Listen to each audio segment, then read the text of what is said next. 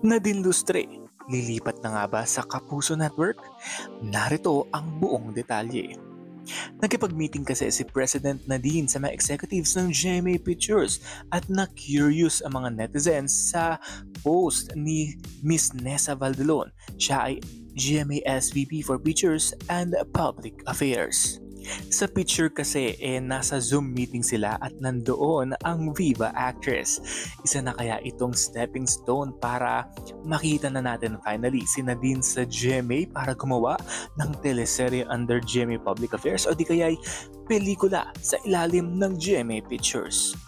Matatanda ang taong 2010, nagsimula ang karera ni Nadine Lustre sa grupong Pop Girls at naging mainstay ang Pop Girls sa GMA noontime show noong 2010 na Party Pilipinas.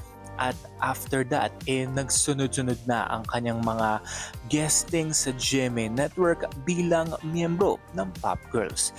Nangyari din ang kanyang big break sa Diary ng Pangit under Viva Films katambal si James Reid.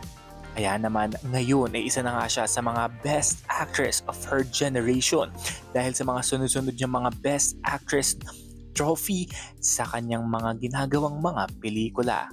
Tulad na lamang ng kanyang latest film na The Later.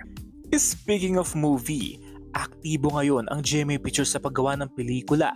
Kaya naman mukhang bulong-bulungan at malakas ang kotog ng mga netizens na GMA Pictures ang gagawin ni Nadine Lustre sa GMA Network.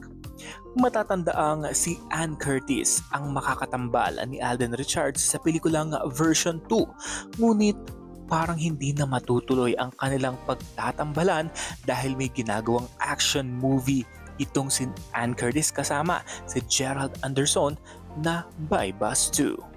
Is it going to be Alden Richards and Nadine Lustre first ever team up in a film sa version 2?